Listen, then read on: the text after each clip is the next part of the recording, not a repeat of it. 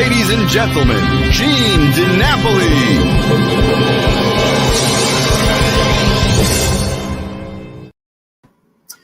Hello, everybody. Welcome to Reminiscing with Gene DiNapoli. Once again, I am still Gene DiNapoli, believe it or not. And even though it's not the right date, happy spring, because on Saturday we sprang ahead 1 hour. So today is March the 15th. We are so glad you could join us here once again. This is, I believe, episode 28 or 29. We are so pleased we are doing this, and we got a great show for you tonight. But first, we're going to talk about our sponsors. We have a corporate sponsor, and we have a rotating sponsor.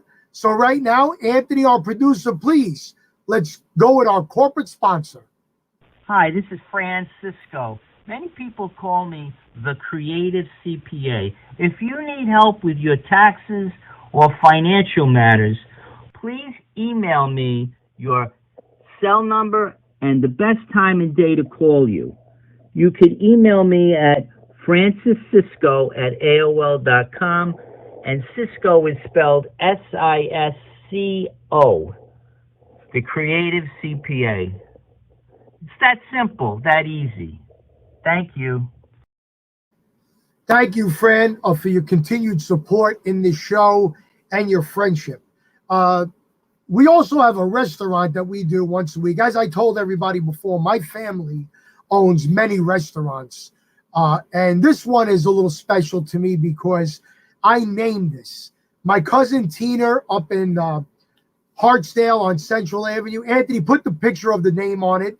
Opened a restaurant 27 years ago, and I named it. Her name is Tina.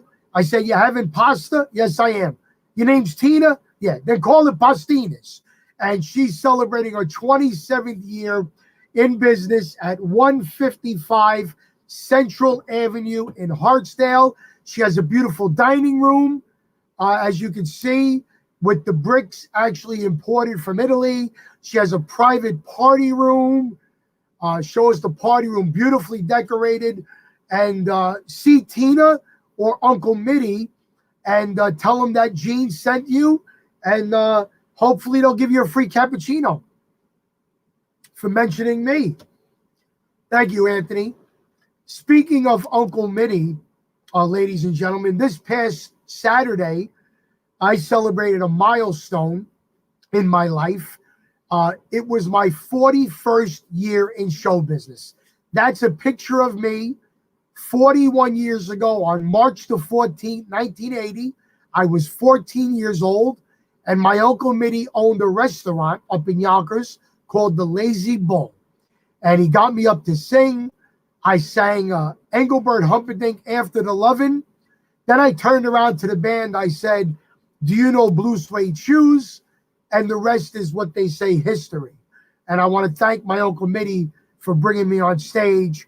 And I dedicate tonight's show to my uncle, who just celebrated his 92nd birthday. So God bless you, Uncle Mitty. We love you. And next week, we do this now at the beginning of the show because a lot of people can't stay till the end. Next week's show, rock and roll royalty, Ernest Wright of Little Anthony and the Imperials. I mean, if you're going to talk about rock and roll history and rock and roll royalty, Tears on My Pillow, Shimmy Shimmy Cocoa Bob, two kinds of people, hit after hit. Ernest Wright of the original Little Anthony and the Imperials are going to be here next week. So make sure you check us out on March 22nd. Now, yes, my waist was in the 30s. I got a comment on the phone.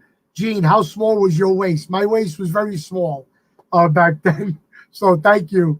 Yes, Anthony, I'm very grateful to my uncle because I've had many, many great moments because of entertainment. I've had a wonderful life. I met my beautiful wife, Paulette, because of entertainment. And it's just been a roller coaster of a ride. Yes, isn't that a great picture? Jeannie Claire, it's just so wonderful to have such great memories and great pictures to share with the public. So we're so happy that we had them.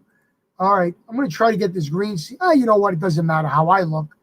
It only matters how our next guests look. And let me tell you something. When you talk about rock and roll royalty, let me give you a couple of scenarios here. So this group, founded in 1961 in a part of New Jersey, which back then was mostly Italian. Today it's not so much, but it's still a great area, Paterson, New Jersey. And they honed their craft for a few years until in the golden year of 1966, they wind up topping the charts. Now, maybe it's because it was 1966 or because that was the year I was born that I love that year. But that started a string of hits for our guest tonight. The lead singer, originator, and still keeping the group going strong today when COVID is not around. From the Happenings, ladies and gentlemen, please welcome Mr. Bob Miranda. Hey. Hey, Bob. Hi, Gene. How are you? I'm good. It's still daylight here. Yeah, well, why don't you tell our viewers and our listeners where here is? What's that? Where is here? I'm in California, Woodland Hills, California. It's where I live. So that's just like Paterson, New Jersey. Oh, yeah, just like it. Yeah. How long you been living in California, Bob? I moved out here in 1992. Okay. Kind of felt like the concert and club business back then was, I don't know, disappearing. And so, and I met my wife and we decided she lived out here already. So I decided to move out here in 1992. You know, we find that a lot of our guests who originated on the East Coast moved to the West Coast because of love and because of their spouses. I got to be the only guy in history that made his wife move from Queens to the Bronx. Yeah. Well, it's, I was shocked. I figured, well, I'll just move to a different state and we'll work in that state, Well, it was like moving to a different country here. There are no real shows like they have on the East Coast, New Jersey, New York, Philadelphia.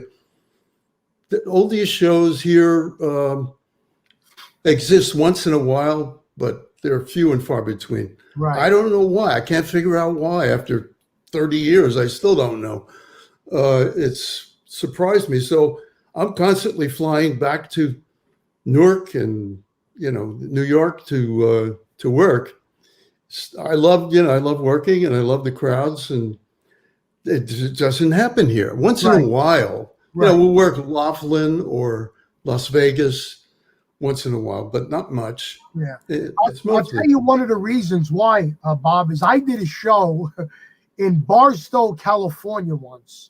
Wow. And nobody told us it was sandstorm season. So everybody else knew except the acts. So out of 2,000 chairs, there were 5 people in the entire audience. So maybe because New York, we know what we're going to get. You got spring, summer, fall, winter. You know what you're doing. We're out there. It could be the middle of spring, and just you get hit with a sandstorm. You would think out in California, you could do 1 million outdoor shows. You don't have to have a theater, really, but it doesn't happen here. Doesn't happen. No. Nothing like the tri-state area, Bob. There isn't. Yeah. So not knocking California. No, I know, but there's nothing like Jersey, New York, and Philadelphia. That whole hub, that regional area is just special. Yes, it really is. Yes, it is. And you're still an East Coast boy, no matter how long you live in California. Yeah, the roots are still there. Yeah. But it's too much flying. My God. Every job, it's like 3 days for me. You've had a year off. You've had a year off now. Yeah, I know. Get your strength up because the shows are going to come back big and good. Yeah. So Well, Bob, the airlines are going, hey, what happened to you? You know, because I was like, you know, a million miler here, but I just haven't flown since March of 2020. I know it's been about a year. I know. Well, keep the faith. We're gonna get back into everything. Yeah. Bob, tell us about Paterson, New Jersey, with four guys creating a group, doo-wopish. And tell us about how this started. Did you have anybody in your family that was musically inclined? My grandmother, my dad's mom, Lucia Rose. Okay. She was a singer and she wrote songs. Nobody ever heard of them except me. And when I went there, and they all sounded like the same song to me. I don't know, but she was about the only one that was musical that in my family. She was interesting, really. But we started in Paterson, New Jersey. Two of us went to Central High School, and the other two guys went to Eastside High School. And we met one night at St. Leo's Dance in East Paterson. And of course, the singers were in the men's room where the Echo was. And, we sang a couple of songs, and there was something special about the blend that we were getting, And I wasn't even singing lead back then, Is that a fact? Yeah, there were two other guys that sang lead, and I was the high tenor. It's okay. So we said there's something special about what we did tonight, so maybe we should get together and rehearse, do something. So we did. And we got together an act, called ourselves the Four Graduates. And we had a manager who was a school teacher, and he got us a few dates up in the Catskills, and they liked us, and we started working there every weekend while we held our own little jobs. Uh-huh. And it wasn't, and we worked, we had a record deal with Laurie on Rust Records, a subsidiary. We released a couple of songs. One was called Candy Queen. It's a collector's item now. I looked it up the other day. It's worth $400. The Wow. 45 because Four Graduates became the Happenings. Right. So the Four Graduates record became valuable. Some of them anyway. Right. And so we had a couple of songs out on Laurie on Rust Records, which was a subsidiary. But they didn't do much. Regionally, they did a little bit, but nothing special. Okay. Right. But when you were working the Catskills and you were doing dances, being that you didn't have your own songs, what were you doing? What were some of the top 5 songs that the Four Graduates were doing before you recorded your own? You remember any of those? Well, we were doing production numbers. I even did a Yiddish song. Viachin soll ich gehen, and we did production numbers with Exodus, and it was a Jewish audience up there, so we had to hone our skills a bit. But we were doing Pennies from Heaven, right. Skyliners at that time were popular, and right. I sang maybe one or two leads, and the other two guys were doing leads. And it wasn't really till we went into the studio, and a gentleman called Bob Miranda, who became he had his own label, Mid-Song Records. He was in the recording room when I was in the studio and with the other guys, and he said, "Wait a minute, stop everything." He said, "Bob Miranda should be the one that's singing the lead here. He's got the commercial voice, not you." And that surprised me because I didn't even know what the hell, I was just singing my notes, Right. And so I sang the lead on those songs. We did a Lovely Way to Spend an Evening was one of our singles on Four Graduates, and Candy Queen and Boy in Love, which was written by Ernie Maresca, who wrote Run Around Sue. That's knock yourself out. Yeah. So after that, I started singing lead a lot. Wow. It wasn't really, while we're still working, it wasn't really, I was kind of frustrated because I was working a job. I wanted to get into the music business, you know. Okay. And so I took my guitar and went into New York City every day for months. And I went, you know, just sang for whoever would listen. I ended up at the Tokens office, Bright Tunes Music. They had a production office up there. Mm. And I went up there and I said, I write songs, I sing songs, and I have a group. And so, well, we're not interested in the group right now, but you sound pretty good. And I sang him a couple songs that I wrote. Hank Medris and Jay Siegel were up there.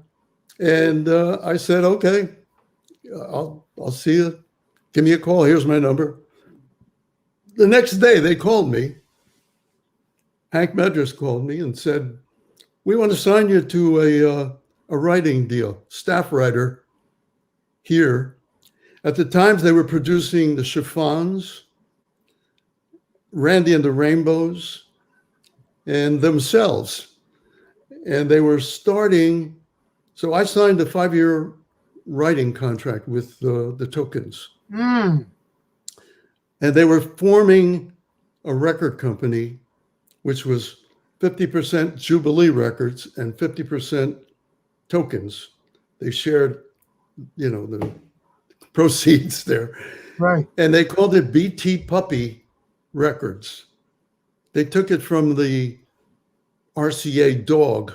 Sure. And they made it more cartoonish, like, and called it BT Puppy Records. But they had no artists except themselves. And so I said, well, you know, I've got a group. And they said, well, great, bring them up. You know, we'll listen to them.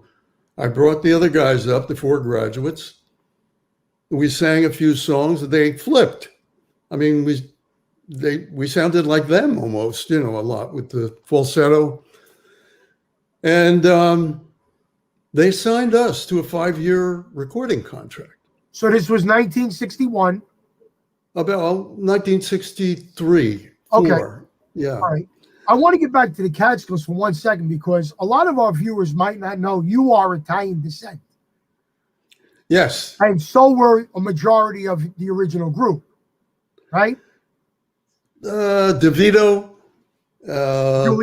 Giuliano, Miranda. Dave Liebert was not Jewish. Right. Was not Italian. He was Jewish. Right. So how did a predominantly non-Jewish group get work in the all-Jewish Catskills? I don't know. We were doing some contemporary songs as well. And you had to entertain the guests, whether they were Jewish or Italian or whatever, it didn't matter. So we did pretty well up there, but, it was just weekends and the pay was not much. So I wanted to do more than that. Right. I had bigger ambitions. Right. And so when we signed with the Tokens, they said, we think you guys are great, but the name is dated. And so we agreed with them. I said, yeah, the Four Freshmen, the Four Coins, or whatever. So we went and got a whole laundry list between the four of us of names that we thought would work. One of them, of course, was the Happenings, because that was a phrase that was just coming about. What's happening? What's happening? Hey, what's happening? So the only other two that I can remember from the long list that we had was the Corduroys and the Bitter Lemons. Who the hell? I mean, so we said, well, the best one is the Happenings. So we brought that to the Tokens. We said, this we think is what should be our name. And they said, great. I think it's a great name. So the first record we recorded was a song called Girls on the Go. Girls on the Go. We did 3 songs, I think.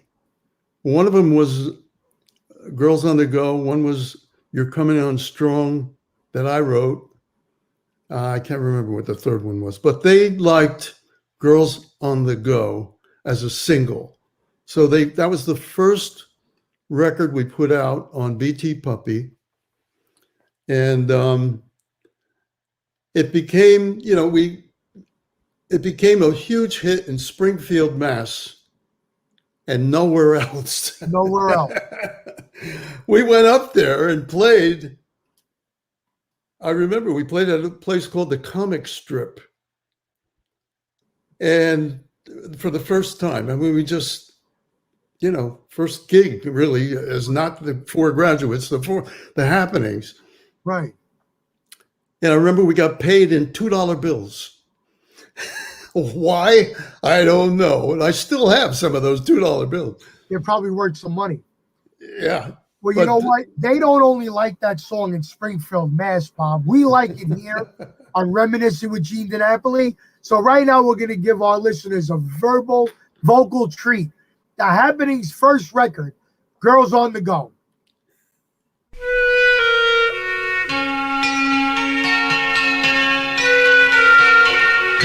Girls on the go, girls on the go. You eye-shadowing, you bell-bottoming, girls on the go. She's a baby of post-war America. Fabulous. Bob, we only play a little bit because, of course, we don't want to infringe on copyrights. And we do this so that people can get a little taste of something they might not hear often, so they search it out. I myself not only hear the production, I hear the Beach Boys in that. Yeah. I hear a Beach Boys sound. So your sound was predating the surf harmony sound. Well, I guess so. Around the same time, the Beach Boys were having some hits, I think. Maybe a little later. I'm not sure. But Right. I always loved the Beach Boys. I was a big fan of the 4 Freshmen, as Brian Wilson was, and a group called the High Lows. Sure. I loved those groups, and we kind of, it came out of us, the sharing those feelings. All of the guys had the same feelings about the groups that we liked. And later on, I actually got to work with the Beach Boys. And we did about 7 or 8 gigs where we opened for them. Wow. And I became friendly with Carl. You were friendly Carl, the drummer. No. Dennis was the drummer. Oh, that's right. Carl, guitar. Yeah. Yeah. Carl was guitar. And Yeah. he was a great guy. And he said, "What are you doing after the show?" And I said, "Well, nothing. I'm going back to the Holiday Inn where we were staying." He said, "Well, I'm staying there too." He said, "Why don't you come out? I want to play something for you." God, it's an honor. I said, "Sure." So I went up to his room, and he had this TIAC reel-to-reel, I remember, in his room. And he said, "I want to play something that Brian Wilson and Tony Asher were writing, and they've been doing it in pieces, and they've been in the studio like 18 times, and they finally came out with this rough mix. And so I'd like you to hear it and see what you think of it." So, okay. So I'm sitting in the chair, and he turns it on and plays a rough mix of Good Vibrations, Well, I literally fell off the chair. I mean, oh my God, that was not Surfing USA. No. It was not, Help Me Rhonda. It was like a symphony of vocal, unbelievable. It was such an honor for him to play that for me. And he was a great guy. He died, I don't know, about 10 years ago or something like that. Yeah, it was in the early 2000s, I think. Yeah, but a great talent. He was singing a lot of that falsetto stuff, that Right. Brian Wilson wasn't even there Right. on the live performances. So he was a great guy. Beach So- Boys. When you were listening to Good Vibrations, did you hear any of the Happenings production in that? Because Girls on the Go, See You in September, all your stuff is really overproduced. It's not the normal doo-wop produced. Doo-wop produced is very basic, very minimal. And then, of course, Phil Spector came into the mix and he elaborated. But you guys were doing it in the early 60s before the Beach Boys' Good Vibrations. Do you think maybe you had a little influence On the Beach Boys? Why not? In that section of their life, in the Good Vibrations, in the Pet Sounds time. I can't say that. I don't. I'm too close to hear that. I think I don't know is the answer to that. But Okay. Our sound came about from some of the influences, like I mentioned, Four Freshmen, Beach Boys, also Frankie Lyman and the Teenagers.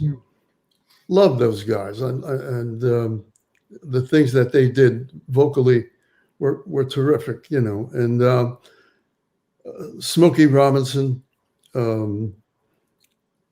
all of those influences, I think, kind of shaped whatever we came out with as far as our sound goes. The falsetto, not every song has that falsetto in it, but most of them do, and it's part of our sound. It became our sound after See You in September. Yes, that became your signature sound and your signature song. Yeah. Right now, we're going to play the chart-topping international hit by The Happenings, See You in September. Sing along. Feel love each and every night. While you're away, don't forget to write. Papa, so long, Papa, so long. See you in September. See you when the sun is through.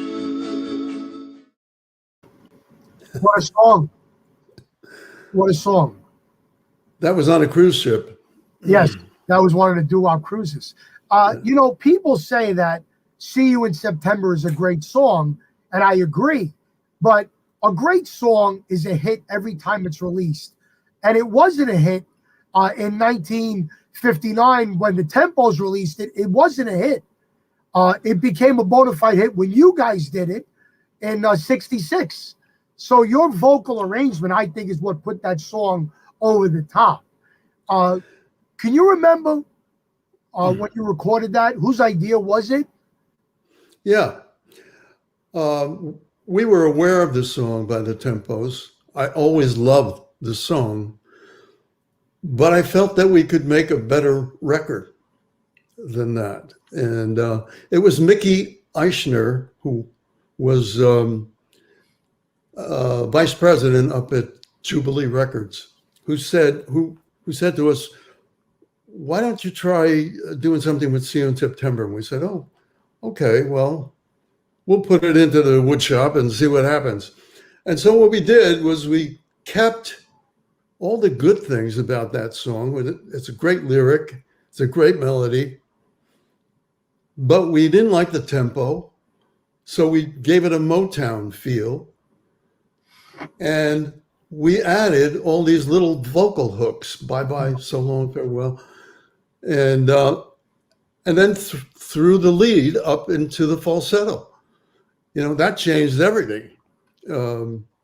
So that became our formula. And every group has a formula. But ours was taking a song that is already proven to be kind of a hit, but making a better record or take it in a totally different direction where it doesn't sound like the song did the first time people heard it. And that became our formula that we used over and over again. Yeah. Well, it was a great formula. Correct me if I'm wrong. Bob Crew produced that for you? September? Yeah. No, the Tokens. So the Tokens did that. Okay, the Tokens did that one. Yeah. Well, Bob Crew never produced anything for us, but we worked for him. Oh, you worked for him. We worked for him as background vocals and things like that. We never knew who the artist was. Really? Like he was producing Mitch Ryder, Eddie Rambeau, and eventually the Four Seasons, obviously. But we would come into the studio and he would just, pay us for a studio as a vocalist. And we would do our oohs and ahs and things on tracks with no lead. And maybe later found out that, that song was a hit or that song was a hit, but we were buried in the tracks somewhere. And we never got credit or anything like that. But he was a great producer. I remember one time in the studio, he was working on a track, and he said to the engineer, he said, I want you to put reverb on the bass. And the engineer said, what? Are you nuts?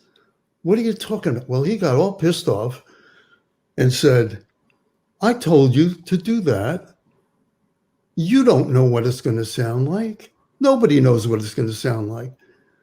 So he tried different things, and it sounded like crap, to tell you the truth. But the point was he tried different things, and some of it was great. Right. Sounded, he got new sounds out of it, You know what amazes me, Bob, is that every artist that does a summer song, it's about summer. It's about the beach, and of course the Beach Boys with 100 hits. It's about Sealed with a Kiss. It's about Itsy Bitsy Teeny Weeny. You are one of the few groups that had a song that said, okay, let's forget about the summer. We're going to see you again. And everybody took to it, and it shot up the charts. Yeah, but it was a summer song. Technically it was a summer song, right? They released it in April, especially because they figured, well, give us a couple of months to get it on play, on radio. Right. And then June, it should last for the whole summer. And that's exactly what happened. So the timing was a big part of that song being a hit, as well as the record itself. Right. Yeah, I know. It's, I had the XM Satellite not so long ago did a survey on the top 400 songs of the 60s, summer songs of the 60s. And number one was Summer in the City, Lovin' Spoonful. Number two was California Girls, Beach Boys. Number three was See You in September. Out of 400 summer songs, unbelievable. I was shocked. That's good company to keep. I'll say. Yeah. Yeah. So the song goes to the Hot 100, number 3, international hit. And in less than 4 months, you get a gold record, which back then meant selling 1 million copies. Today Yeah. it means selling $1 million. And when singles are $5, it doesn't mean much. But did you ever think as a young person in Paterson, New Jersey, that you would get awarded a gold record for anything you did vocally? Did you? No. I couldn't think that far ahead. I was surprised. I remember the first time I heard that on the radio. We were in the car, the whole group, driving down to Washington, D.C., and it came on a WABC, which was the big 50,000 watt station back then, I think. And we had to pull over. It was like an out of body experience. I mean, we were hugging each other, and it's like a feeling that I've never had before. The first time you hear yourself on the radio, everybody, I think, has a story like that. Of course. Yeah. And you followed that up with another 1966 hit that was a big song for Steve Lawrence at the time. Go Away Little Girl. So we're going to play a little bit of that. Anthony?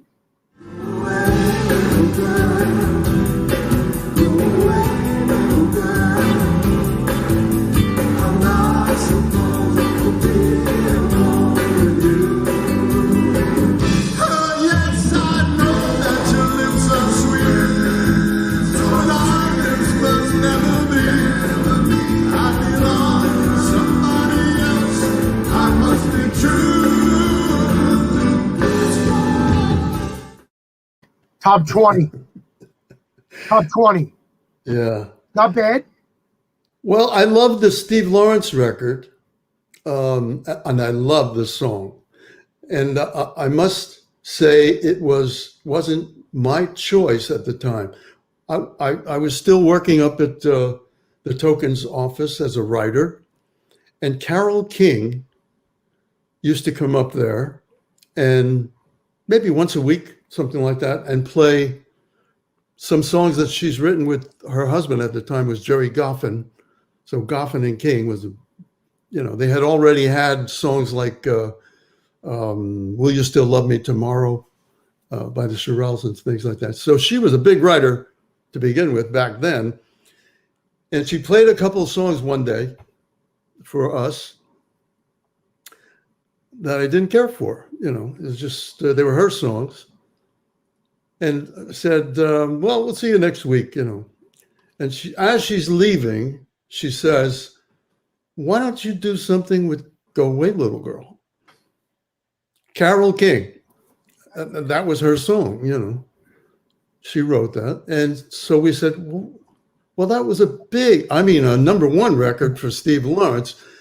It wasn't like See You in September where, it was kind of a mediocre hit with the tempos. Right. She said, yeah, but just put the happening spin to it. And we went, wow. So that's exactly what we did. We took the song. Steve Lawrence version was a slow, not a ballad, but slow. And so we stripped it down. We upped the tempo again to like a Motown feel. We put in the little vocal hooks.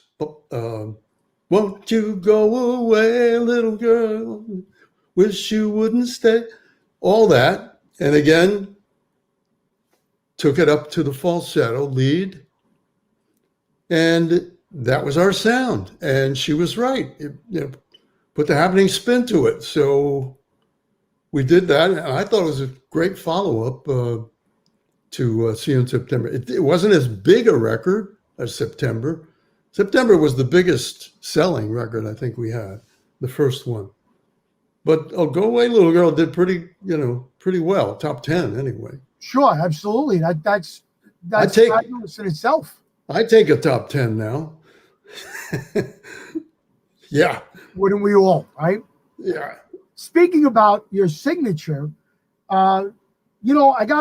I'd be remiss to say again, if your vocal styles didn't mirror the Beach Boys. I'm really putting you vocally neck and neck with the styles and the phrasing of the Beach Boys. And our next video, which was your next follow-up, which again went to number 3, shows it even more. So, ladies and gentlemen, top 3 for the happenings, 1967, an oldie but a goodie. I Got Rhythm.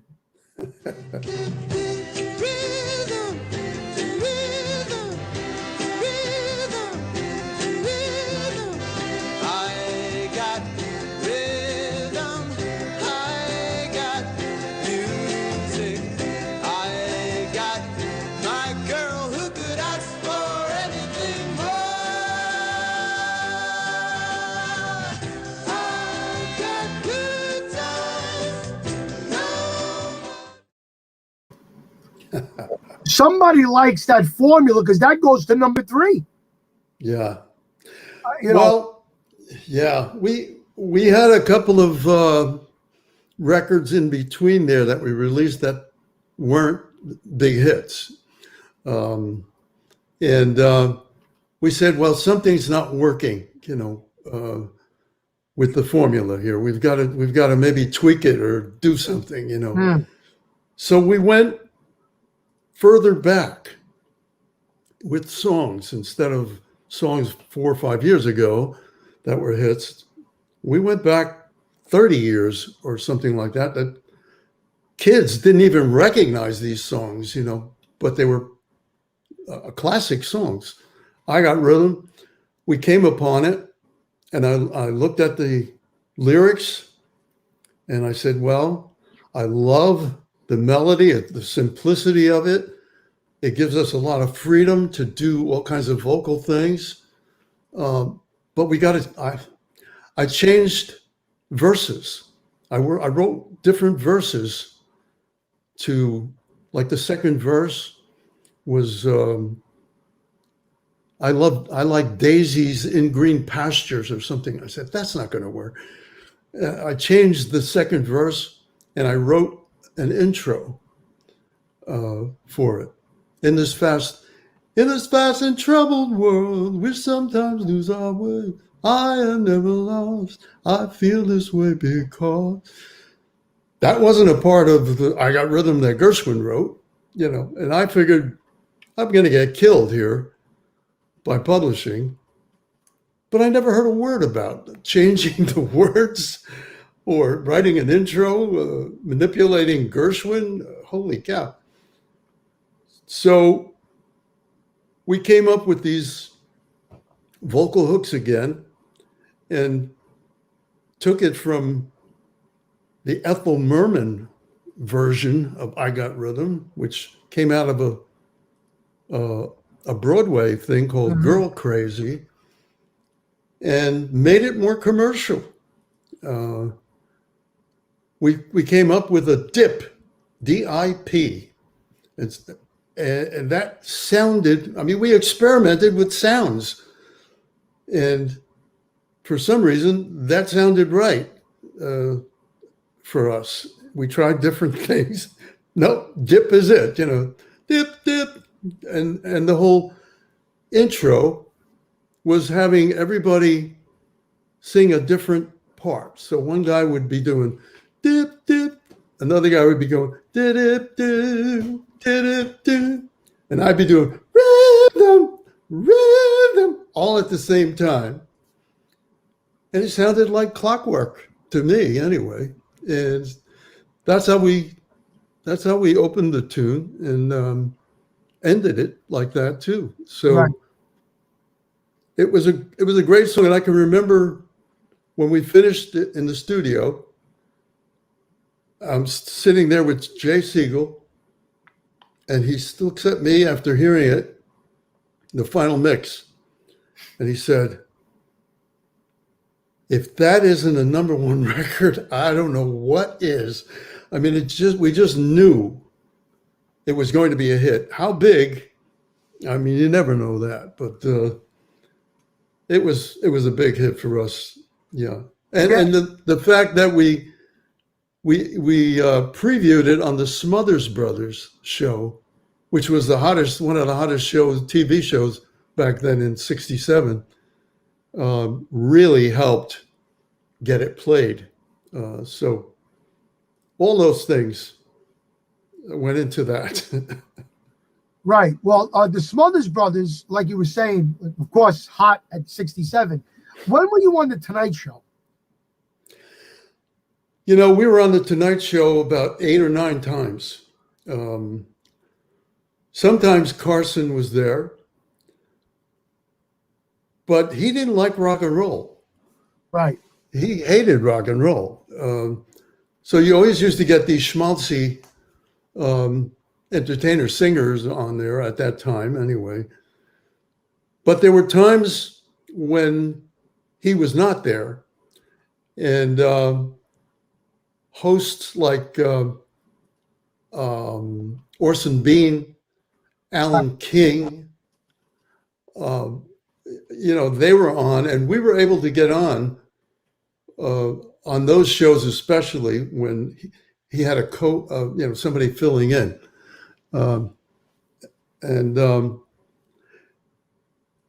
We were able to do our hits, or we were previewing them on our new hit or something that we just released, anything like that. Joan Rivers, a lot of times, we would get in there. She used to open for us, Joan Rivers. Right. And John Denver, who was a friend, also used to open for us when he left Chad Mitchell Trio. Right. He was on his own. Wow. Before he really had the hits, he had written Leaving on a Jet Plane. And so he was like an opener for us at colleges and things like that. Unbelievable. I can remember being backstage on the Johnny Carson show when Rodney Dangerfield was on. And we were set up behind the curtain, all set up with the, drums and whatever. We used part of Doc Severson's orchestra, but basically we were playing. And Rodney Dangerfield was back there waiting for Carson to call him on. And I want to tell you, I have never seen anybody so nervous in my life. I thought he was going to pass out. Oh my God. When I said, Rodney, are you okay? He goes, oh, yeah, I'm okay. It's always like this before I go on. He was unbelievable. And then he finally got introduced, and he went out there, and he was still nervous, but not like he was backstage. Wow. Incredible. Right. But Carson never talked to us. Never talked to you.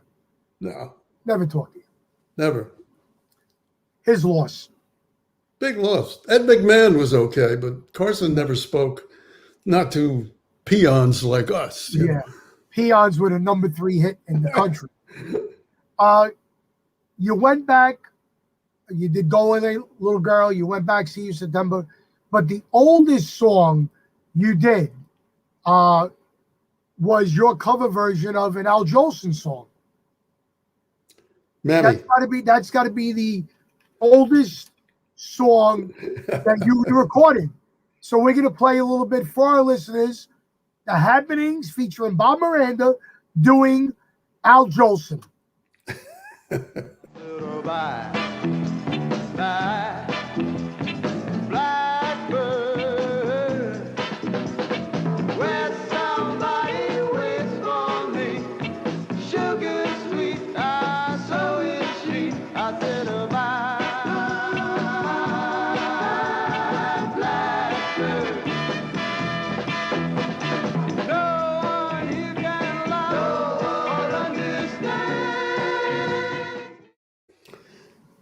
That was Bye Bye Blackbird. Right.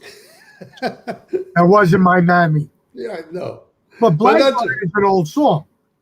That's a very old song. I really don't know how old it is, but that's, we were in that groove at that time doing on the first or second album we did Always Chasing Rainbows. Right. We did If You Love Me, Really Love Me, Edith Piaf song. What a great song. Oh, my God. great song. Wow. And, we made them more contemporary. That's all we did, really, and in the same formula. I love that song. Bye Bye Blackbird was great. It wasn't a single, I don't think, by us, but it was on our Cycle album. Yeah. That was from back out in 1923. Wow. Yeah. Yes. See, I remember, kids had no idea that I Got Rhythm or Bye Bye Bye were old songs. They didn't. Right. They used to come up to us at the gigs, and they said, "Well, who wrote I Got Rhythm? Did you guys write it?" I said, "That's a Gershwin song." They said, "Was he in the group?" I wish. My God.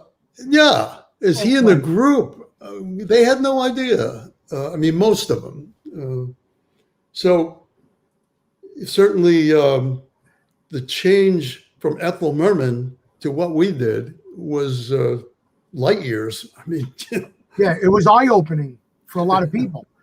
So eye-opening that in a span of 18 months, you had 9 top 20 hits, which got you invited to one of the greatest music festivals in history in San Remo, Italy, in 1967. And we just spoke about this. You were invited to perform. Can you please get that poster once again and let our viewers and listeners hear the lineup with you guys, 1967 San Remo, Italy? Well, first I want to tell you that people don't know what that was.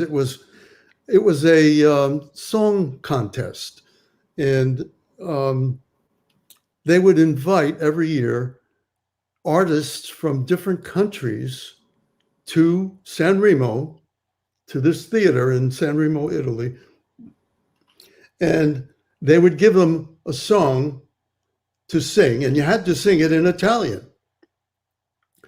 So we didn't have a choice of what song we got. We agreed to do it, and then they sent us a song. And every group got a different song. Or every artist got a different song. And the artists that were there that year were Connie Francis, Marianne Faithfull, who was going with Mick Jagger at the time. Dionne Warwick was there. An Italian singer called Luigi Tenco, who I became friendly with. Sonny and Cher, they were like king and queen in 1967. Sure. The Hollies, Domenico Modugno, who was like a god. He's a god in Italy. Sure. After Volare. Bobby Goldsboro, and as I told you, Los Bravos was another group. I don't know if it was the same Latino group that exists today, but that was the name of it. And I must tell you, so what happens is over 3 days period, you sing your song, the group would sing its song, and you either get eliminated or you're the last man standing and you won the festival. And so we were backstage the first night. We had rehearsed with the orchestra. The orchestra was down in a pit. And I made friends with this Italian singer, Luigi Tenco, who was a songwriter singer from Italy. And he was pretty popular. But he was so hell-bent on winning this festival. We were just, it was a trip to Italy, Yeah. If we won, but, it wasn't a big deal. he was so hell-bent on winning this. He said, this is really important for my career. He said, I have to win this and everything. We said, oh, yeah, okay. So we went out. We sang our song Quando Vedrò, which I had to learn phonetically in Italian. And I was pissed because the other guys just had to sing oohs and ahs, and I had to learn another language. But anyway, this Luigi Tenco, well, we went out there, we sang our song, we didn't get eliminated. So thanks for that. We came off. There were a couple other artists. Then Luigi Tenco went out. He sang his song. You don't find out who is eliminated till later on in the evening. So we were happy, we got through one night. And the next day, I pick up the newspaper. It's in the hotel. We were staying at the hotel. I pick up the newspaper and the headline is Luigi Tenco commits suicide. He got eliminated the first night. And this is all, you can Google this, San Remo Festival, 1967. Oh my God. He was so disappointed and pissed off at the judges as a, protest. He shot himself in a hotel room.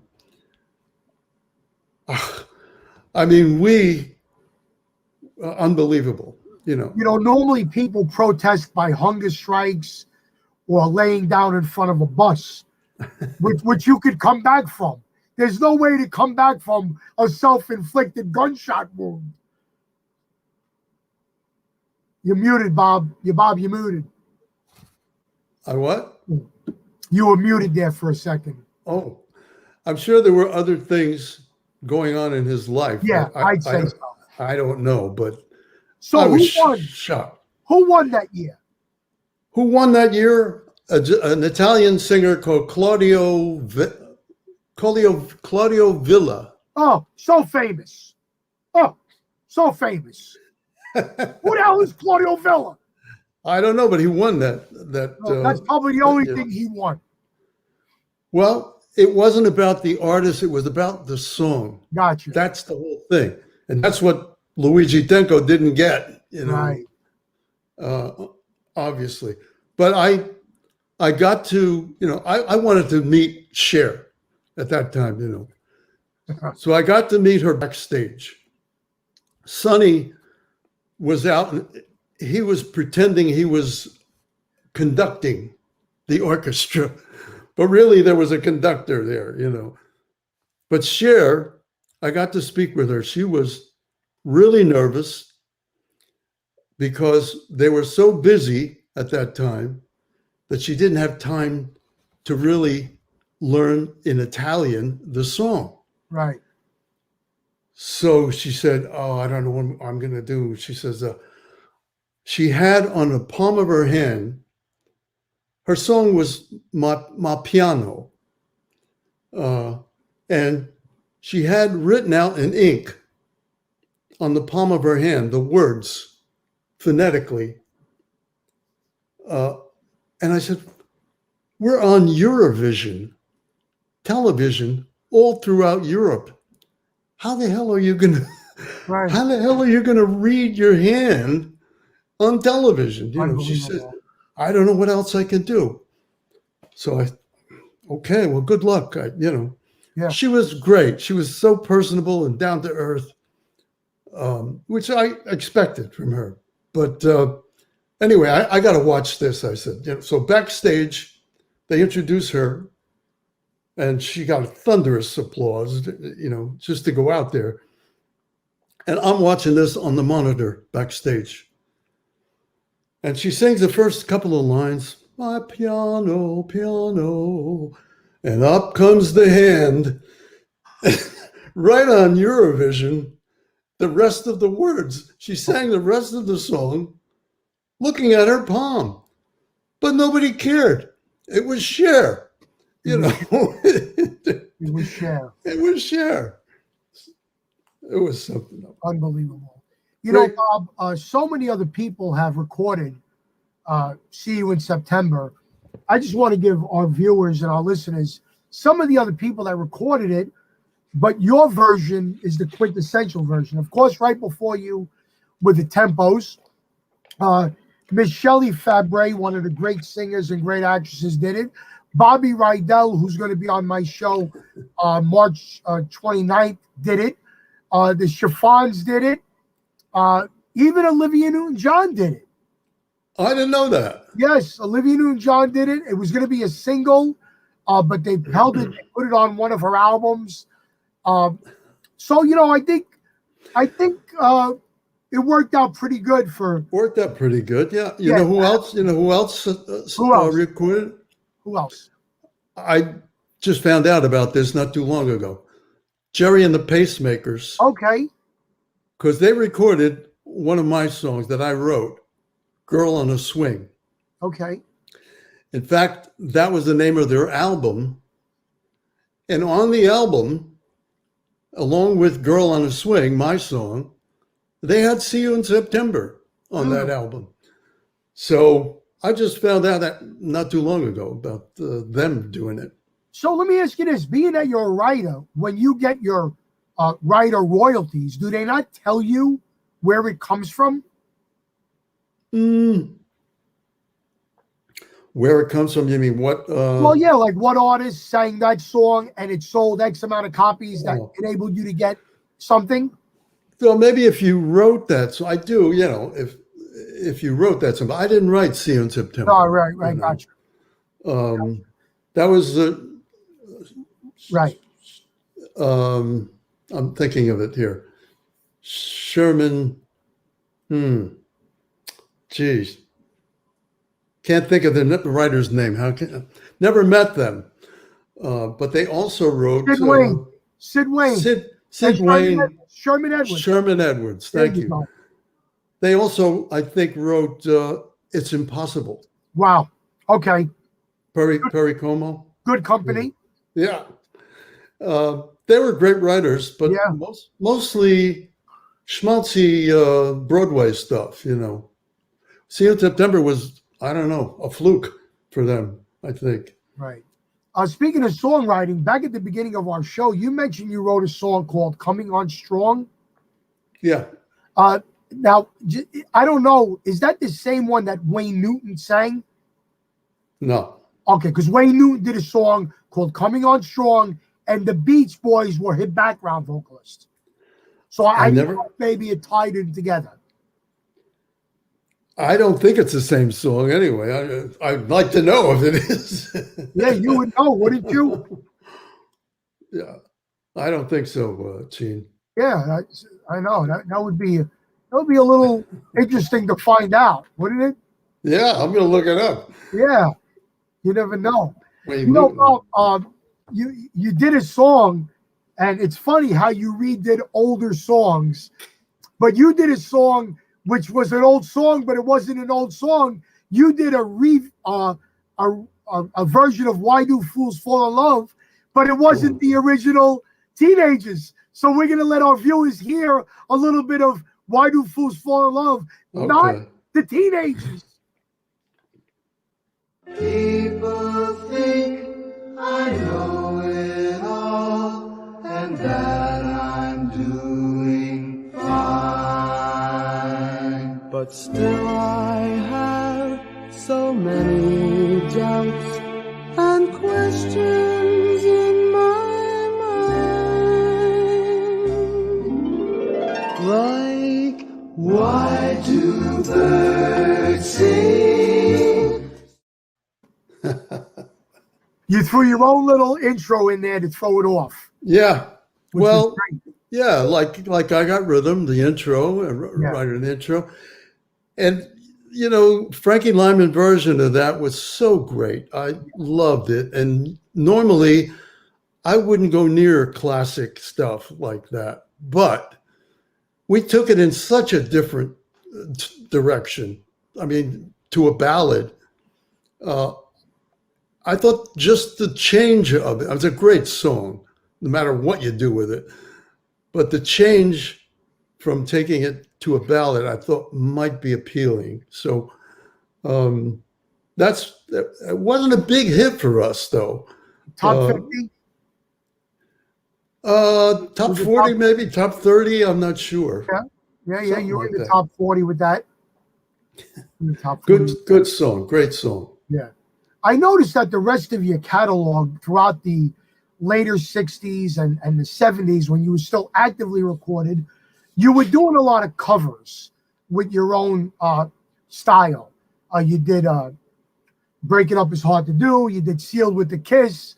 You did Answer Me My Love, which was a great song.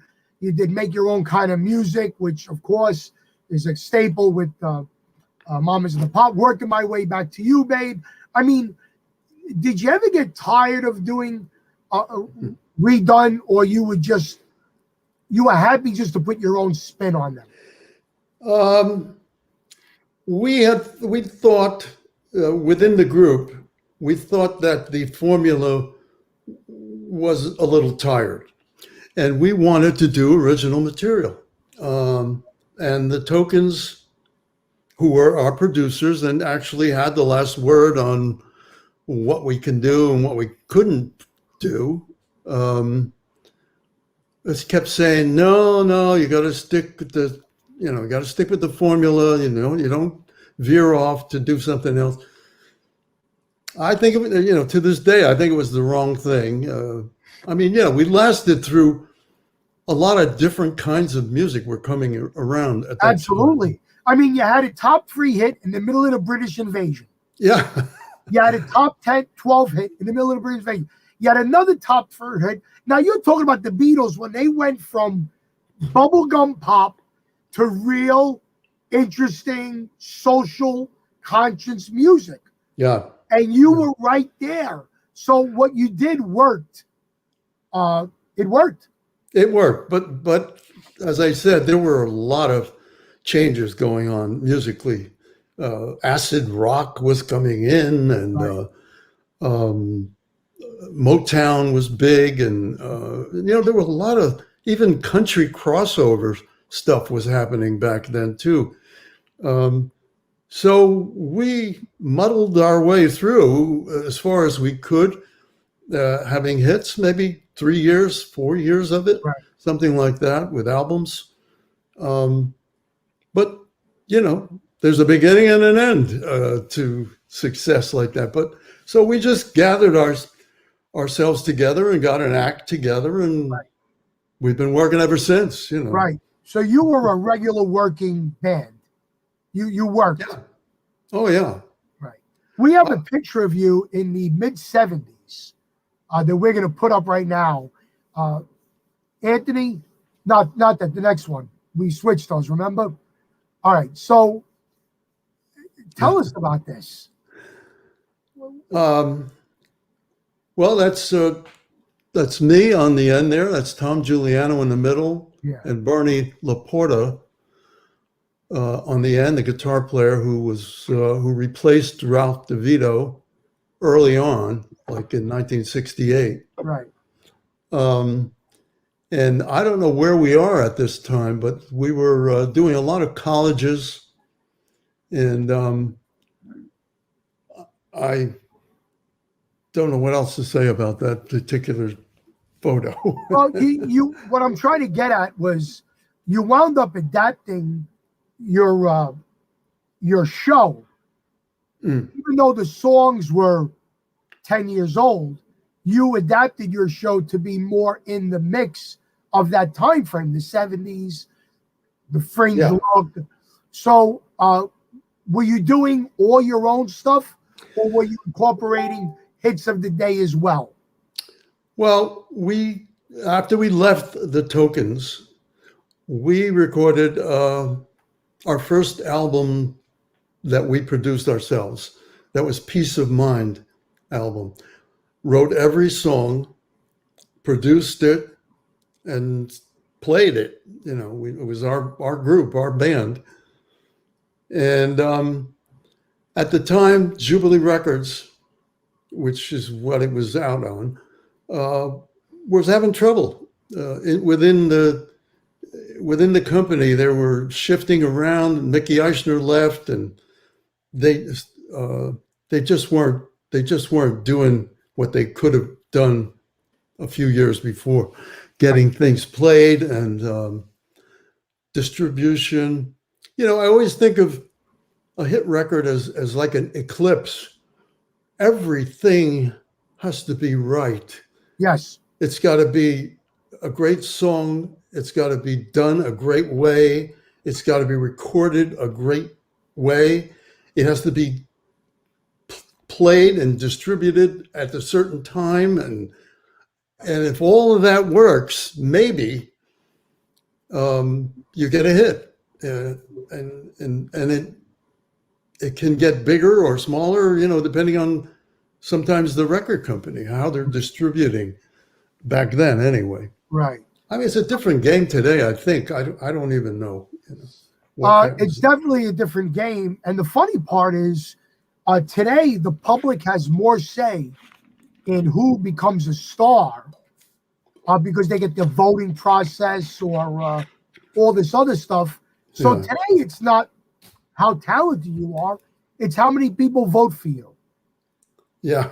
Where years ago, there was no voting process, so your talent and the record had to do it for you. Yeah. You kept the group going for the past 55 years. 55 years. You do Vegas, you do concerts all over the world, and you do cruise ships. And I got to tell you, I myself perform on cruise ships, and there's a story that goes around to all the performers that get signed to do cruise ships. And when we pull into Puerto Rico, they make us sign a waiver that we will not do what the Happenings did with their musical charts. What is this? What is this story that? Because it's legend. What you guys did? It's Puerto Rico, right? Yeah. Yeah. So what did you do in Puerto Rico that we have to sign waivers for? I don't get it. We were on the ship. We got on the ship, and we used the house band. And so there was three of us, three singers, and we used the house band.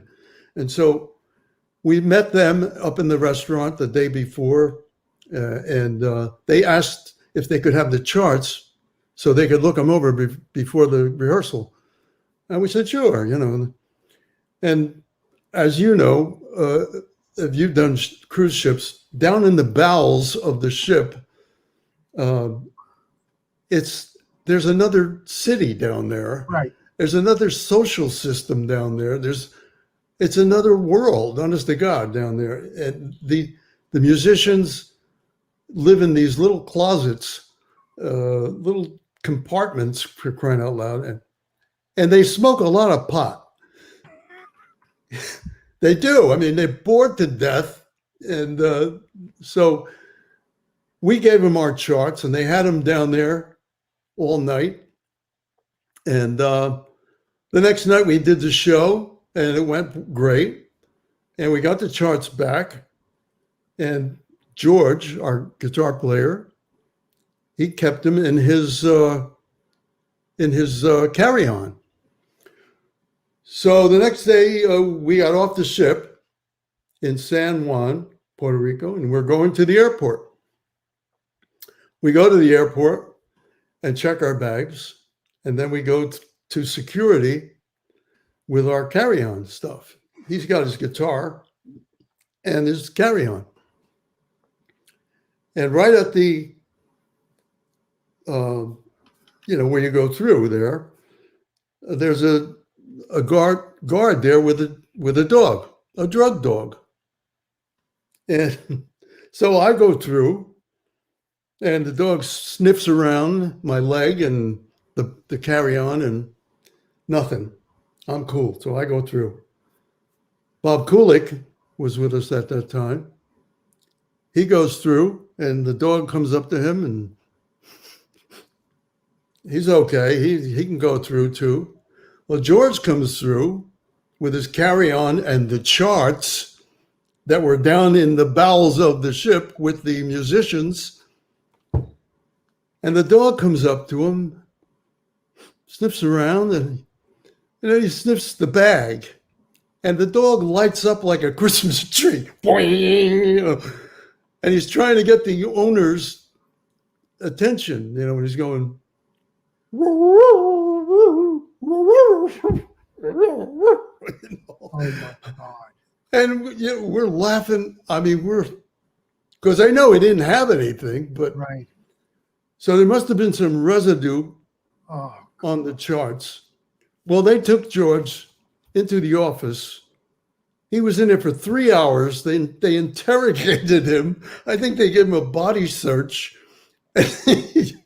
oh my God. Oh my God. And we couldn't stop laughing. I mean, it was just hysterical. Thank God they let you go. They let us go after 3 hours. Unbelievable, though. Speaking of Bob Kulick, Bob was watching our show and gave you a fabulous compliment, if I could say it. Bob Miranda is one of the best vocalists of that era. That's a wonderful thing he said. Well, thank you, Bob. Wonderful thing. Before we get to your current lineup and the website, there was one other thing that people have to sign when they play nightclubs. We have to sign a drum waiver because one of your drummers once thought he was Jerry Lee Lewis. What was that all about? That's a story. We were in a club in Wildwood, New Jersey. And there were only a couple of clubs. I can't remember the name of it, but maybe it's best I don't. We were hired to come in there and play a couple of shows. The problem was our drummer was sick, and he was really bad sick. Mm-hmm. And so we had to get a replacement. And this guy didn't know our show that well. He was scuffling. And so the owner, we didn't have much material to cover the night. So obviously when that happens, you stretch it out as best you can. And a lot of times what you do is a drum solo. A lot of drum solos. A lot of drum solos. You just milk it, you don't have the material. So we talked to the drummer and I said, we got a problem here. We don't have enough time, Can you do a drum solo, you think? 5-10 minutes, something? He said, well, if you do Great Balls of Fire, he said, we could do it. So I said, okay, well, I think we could. That's a simple enough song. And you're going to sing lead? And he goes, yeah. And okay. And you're going to do a drum solo, right? He goes, yeah. There'll be some surprises in there. I said, oh, great, So we start the song and we get to the breakdown area where, there's a drum solo. Okay, take it, And he starts taking it. And he's okay. He's not great, but, he's doing it. And then he gets the bass drum going. And he's reaching around in his pocket. And he pulls out a can of lighter fluid. And sprays the lighter fluid on the floor tom-tom. On the head of the floor tom-tom. And he's still going with the bass drum, And he goes, okay, here we go, What's gonna go? Great Balls of Fire. Boom! And he hits the floor tom-tom, and this mushroom flame goes up to the ceiling. And the club owner is standing in front of us, going like this. Stop! Stop! You're gonna burn my house down, my club down. Well, this guy is not getting it. The drummer is not getting it. And he keeps going, He must have did it 4 or 5 times. Thank God it didn't catch fire. But the club owner fired us, is what the story goes, It was unbelievable. Ladies and gentlemen, this is why rock and roll has a bad reputation. So this poor club owner looks at the Happenings records and he sees My Mammy, I Got Rhythm, Fly by Blackbird, Go a Little Girl, all these run-of-the-mill, Steve Lawrence, Perry Como type hits, and he goes, I'm gonna have a rock and roll show with the good innocent boy of, and you proceed to set his drums on fire. Almost on the club moment, almost got on fire too. Yeah. Unbelievable, Bob. Unbelievable. You are a treasure trove of songs and stories. I hope you're writing down your memoirs because it would make a wonderful book. Thank you. Make a wonderful book. Why don't you give a shout out to the guys you're with now, who you'll be performing with once COVID goes away? Who's in the current incarnation? Our group consists of George Rizzi on guitar and musical director, myself, and Ed Gaudio, who came with us, I guess maybe a year and a half. He's been with us. He's a great singer, a great guy. And he was singing with Sounds of the Street, an a cappella group that works in Jersey a lot. And we had worked with him, with that group, years ago. And when we were going to replace Bob Kulick there, he came into the picture because Bob was going to do some stuff on his own. And he's been with us so a year and a half or so, and he's just great, chomping at the bit, I might add, to get out there like all of us. We have dates that were moved from 2020 to starting around October, for us anyway, and through December, and then some of the dates went into 2022. But we're planning on, hopefully, I know we've got a date at the Count Basie Theater in October. I think it's October 2nd.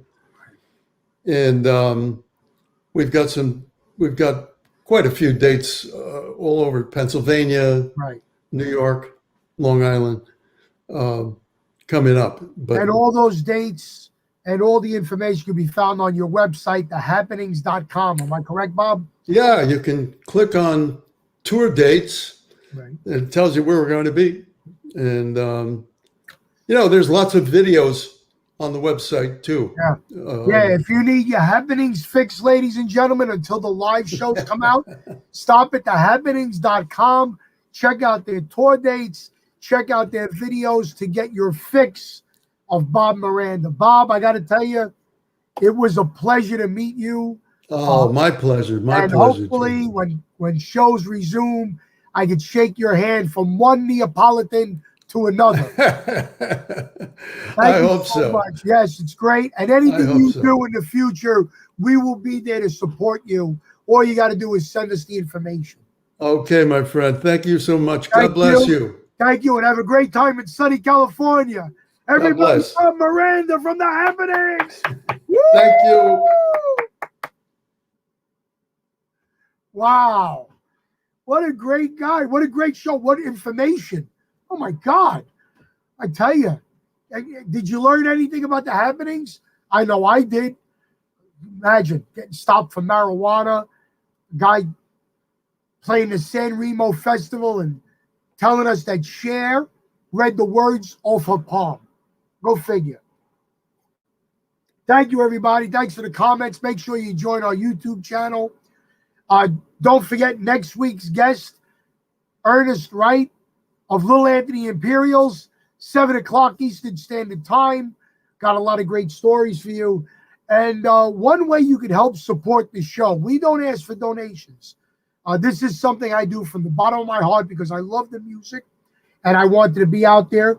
But we just decided to make T-shirts. These are the first 15 episodes of our podcast, ranging from the Kingpin show I was on to Stan Zitska, Tito Puente Jr., actors Louis Veneria, Lou Martini, and Tony Darrow, all the way to Larry Chance, Joey D, Vito Picone, Billy Vera, Jimmy Clanton, Ron Dante, just a bunch of great people. So if you'd like to buy a t-shirt, send me a message. They are getting printed up, and we'll get them to you either in person or we could ship them to you. And then once we get to our 30th show, we are going to print another shirt. And you could get these as souvenirs of our show and bring them to shows, concerts, and have them autographed by your favorite stars who appeared on my show.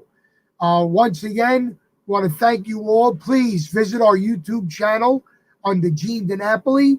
If I get to 1,000 subscribers, then I'll be able to do more monetizing. We do have some shows that will only be seen on YouTube. They will not be shown on Facebook or the Reminiscing channel. So if you want to see everything we do, please join the YouTube channel. And right now, once again, a word from our corporate sponsor. Hi, this is Francisco. Many people call me the creative CPA. If you need help with your taxes or financial matters, please email me your cell number and the best time and day to call you. You could email me at franciscisco@aol.com, and Cisco is spelled SISCO, the creative CPA.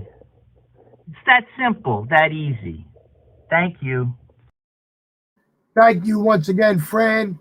Make sure you tell Fran you heard about her CPA business on our show. And our restaurant of the week, we're going to go to Hartsdale, New York, to the one restaurant that I named, my cousin Tina's place, Pastinas, 155 South Central Park Avenue, Hartsdale, New York. Go see Uncle Mitty, go see my cousin Tina, and tell them that you saw it on the Gene DiNapoli show, and they'll know that we love them. Thank you so much to our producer, Anthony. T-shirt info. Send me a private message, and we will get everything out to you. There you go. Reminiscing with Gene DiNapoli, the first 15. Next week, don't forget, 7 o'clock, Ernest Wright of Little Anthony and the Imperials. And until then, ladies and gentlemen, stay safe, stay positive, stay well, and God bless you.